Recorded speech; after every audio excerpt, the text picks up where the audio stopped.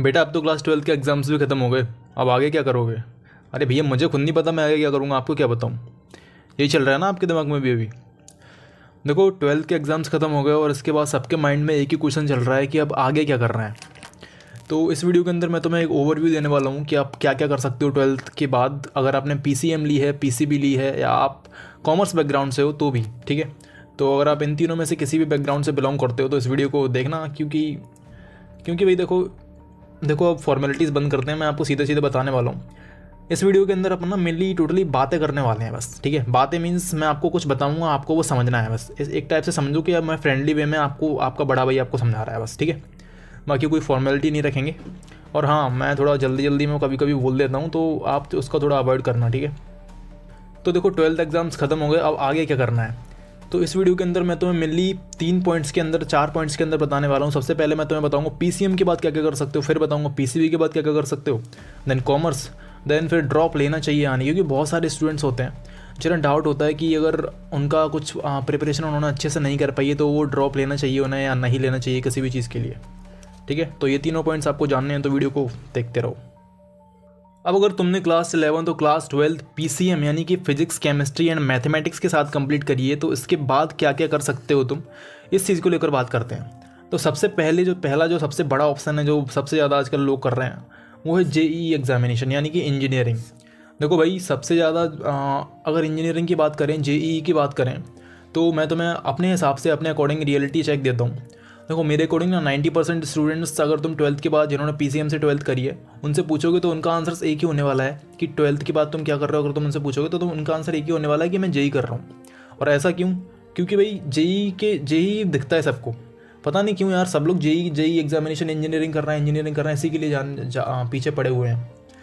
इस साल अप्रॉक्स 16 लाख बच्चों ने JEE का फॉर्म भरा था। अब तुम भी समझ सकते हो यार, 16 लाख सीट्स, तो यानी सीट्स जो है मिनिमम सीट्स मैक्सिमम 1 लाख होंगी पूरे। अगर सारी जो टॉप यूनिवर्सिटीज़ हैं इंडिया की उनको अगर अपन काउंट करें तो मैक्सिमम 1 लाख सीट होने वाली हैं। कितनी?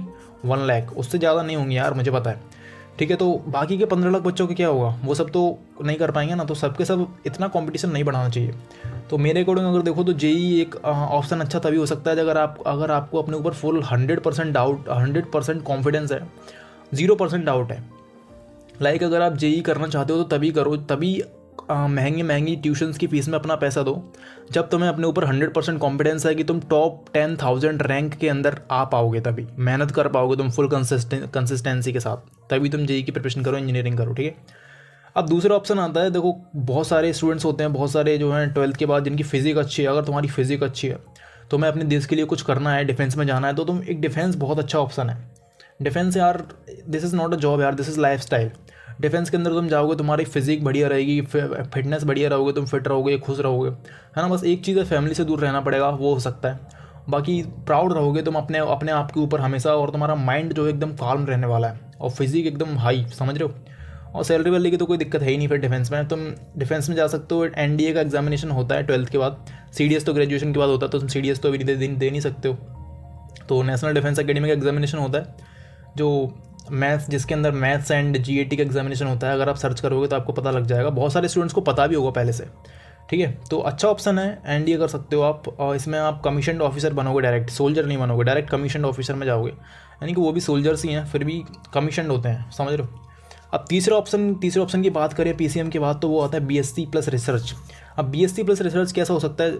अब देखो बहुत सारे लोग बोलते हैं कि BSc, आपने सुना होगा BSc जो है अच्छा ऑप्शन नहीं है, लेकिन मेरे अकॉर्डिंग मानो तो बिल्कुल भी मत मानना अगर कोई बोल रहा है BSc अच्छा ऑप्शन नहीं है। BSc अच्छा ऑप्शन तब नहीं होता है जब तुम किसी रेप्यूटेड या फिर एक ऑथोराइज्ड, मतलब एक अच्छी यूनिवर्सिटी से नहीं करते हो, अच्छे कॉलेज से नहीं करते हो। अगर तुम CUET का एग्जामिनेशन देते हो, अच्छे किसी टॉप यूनिवर्सिटी में, टॉप कॉलेज में तुम्हें अच्छा मतलब एडमिशन हो जाता है तुम्हारा, और तुम वहाँ से VSc करते हो, MSc करते हो, रिसर्च फील्ड में जाते हो, तो तुम्हारी बेटा बहुत वैल्यू बढ़ जाती है, बहुत अच्छा करियर स्कोप उसके अंदर मिल जाएगा आपको। अगर आपको फिर भी रिसर्च वगैरह और ज़्यादा नहीं करना है, PhD वगैरह उसके बाद नहीं करनी है, तो आप टीचर भी बन सकते हो, प्रोफेसर भी बन सकते हो अच्छे कॉलेजेस एंड अच्छे यूनिवर्सिटीज़ में, समझ रहे हो। तो ये आपका होता है CUET के बाद। और चौथा ऑप्शन है स्किल बेस्ड ऑप्शंस लाइक अगर आप PCM से हो तो आप कोडिंग में जा सकते हो, वीडियो एडिटिंग, ग्राफिक डिज़ाइनर्स होते हैं ना, आपने सुना होगा। तो ये आजकल बहुत ज़्यादा इनकी डिमांड है, बहुत ज़्यादा ये मार्केट में चल रहा है। तो इनमें से आप पसंद कर सकते हो।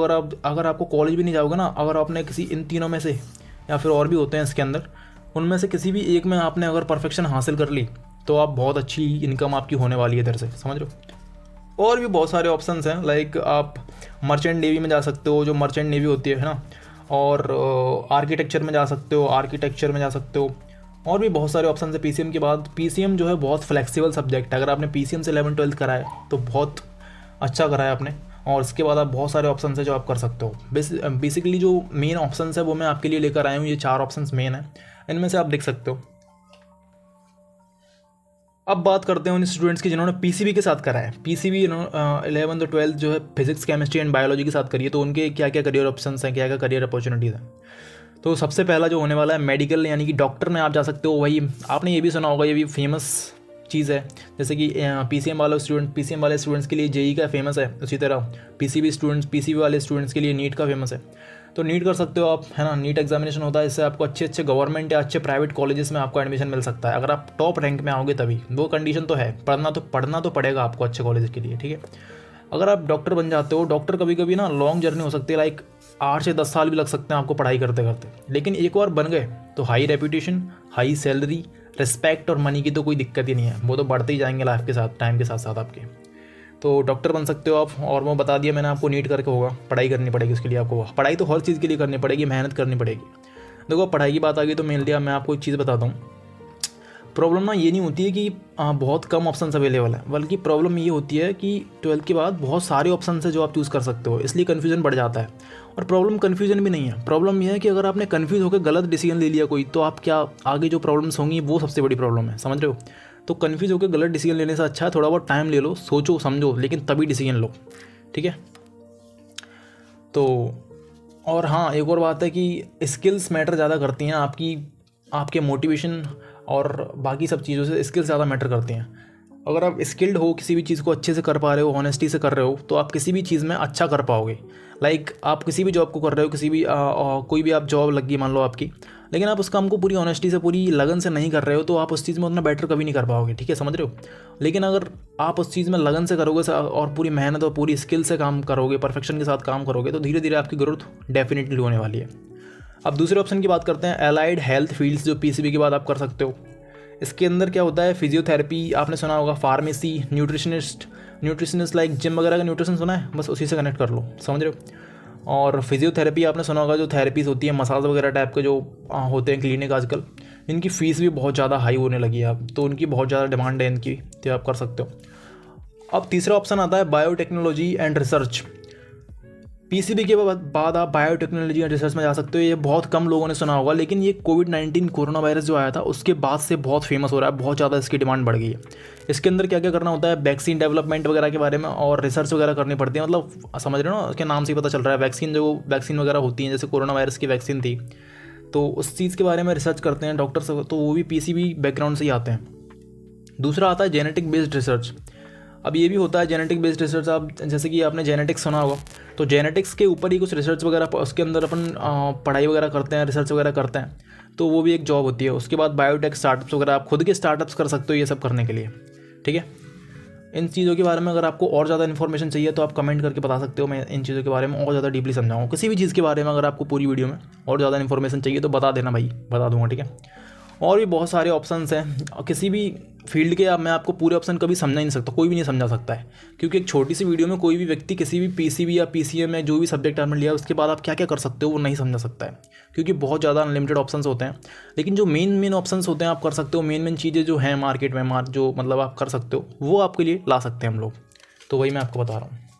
अब बात करते हैं कॉमर्स के बाद क्या कर सकते हो। कॉमर्स जो है एक बहुत अच्छा सब्जेक्ट है यार, पता नहीं क्यों लोग हेट करते हैं कि कॉमर्स नहीं लेना है, मैथ्स लेना है। मैथ्स भी अपनी जगह सही है, मैथ्स भी अपनी जगह सही है, बायो भी अपनी जगह सही है, और कॉमर्स अपनी जगह सही है। कॉमर्स के अंदर अगर आप करते हो चार्टर्ड अकाउंटेंट, एक आपने सुना क्या यार, वो तो सबको ही पता है, तो चार्टर्ड अकाउंटेंट अगर आप बन जाते हो तो बहुत ज़्यादा यार पावरफुल चीज़ है चार्टर्ड अकाउंटेंट। आजकल इसकी इतनी सैलरी की तो कोई बात ही नहीं है यार, पता नहीं कितना इसके अंदर पैसा है। थोड़ा हार्ड ज़रूर है ये, क्योंकि इसका जो पेपर आता है थोड़ा टफ लेवल का होता है, बट अगर आपने मेहनत करो यार, मेहनत तो करनी पड़ेगी कुछ भी कर रहे हो। देखो मैंने मेहनत की बात तीनों चीज़ों में करी है, पीसीएम, पीसीबी और इधर भी। मेहनत नहीं करोगे तो दिक्कत होने वाली है बाद में।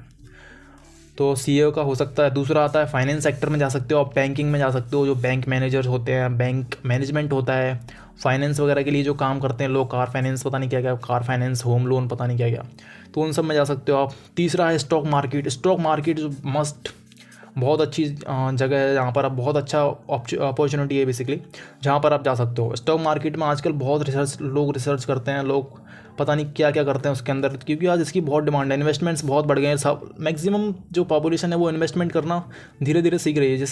जैसे जैसे लिटरेसी रेट बढ़ रही है, उसके साथ साथ ही इन्वेस्टमेंट भी बढ़ रहे हैं लोगों के, सब इन्वेस्टमेंट कर रहे हैं आजकल, इन्वेस्ट सब कर रहे हैं, तो इसकी भी बहुत डिमांड है। और चौथा जो ऑप्शन है बिज़नेस। आप बीबीए कर सकते हो, एमबीए कर सकते हो, इसके बाद अगर आप कोई भी बिज़नेस स्टार्ट कर सकते हो, कितना भी बड़े से बड़ा बिज़नेस आप स्टार्ट कर सकते हो, तो बिज़नेस भी आप कर सकते हो। और भी बहुत सारी चीज़ें हैं जो आप कर सकते हो कॉमर्स के बाद। ये चार से पाँच जो है मेन चीज़ें हैं। अब बात करते हैं ड्रॉप लेने वाले स्टूडेंट्स की। ड्रॉप लेना चाहिए या नहीं लेना चाहिए। तो देखो, ड्रॉप के लिए ना मैं एक ही चीज़ आपको बोलूँगा कि अगर आपको अपने ऊपर फुल कॉन्फिडेंस है कि आप एक साल जो घर पे बैठोगे, एक साल कॉलेज ना जाके आप घर पे रह के या फिर लाइब्रेरी जाके जो भी कोचिंग ज्वाइन करके जो भी करने वाले हो, पढ़ाई करने वाले हो, तो आपको पढ़ाई ही करनी है। अगर आपको 100% कॉन्फिडेंस है कि मैं पढ़ाई ही करूँगा, कुछ और नहीं करूँगा, डिस्ट्रैक्ट नहीं होऊंगा बिल्कुल भी, तो आप बिल्कुल लीजिए, ड्रॉप लीजिए, ऐसा नहीं है। और एक चीज़ और है, जैसे कि बच्चे होते हैं ना, उनको लगता है कि मैंने इस बार अपना 100% नहीं दे पाया, या फिर लाइक मैंने फुल तैयारी नहीं कर पाई थी किसी वजह से, और मैं इस बार अपना 100% दूंगा, 100% देना चाहता हूँ, तो उनके लिए ड्रॉप होता है। उनको ड्रॉप लेना चाहिए।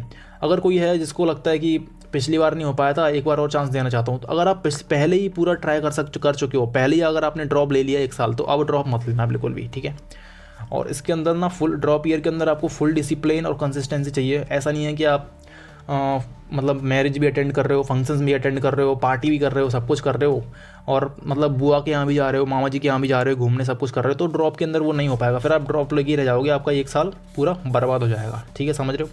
तो ड्रॉप तभी लेना जब आप फुल 100% श्योर हो। और अगर ड्रॉप ले लिया है तो पूरी मेहनत करो यार। 1 साल आप जो आपके पेरेंट्स जो आपके वो लिए कर रहे हैं, उनको आपसे जो उम्मीदें हैं वो फुलफ़िल करो, ठीक है। बाकी तो समझ आ गया होगा। और अगर वीडियो सही लगी हो, थोड़ी बहुत भी सही लगी हो, तो लाइक कर सकते हो, क्योंकि उससे मुझे पता चल जाएगा कि मैंने जो बोला है, डिलीवर किया है, वो आप तक पहुंच गया है। और अगर नहीं लगी हो तो ना कीजिए लाइक, बाय द वे, ठीक है। थैंक यू, मिलते हैं नेक्स्ट वीडियो में।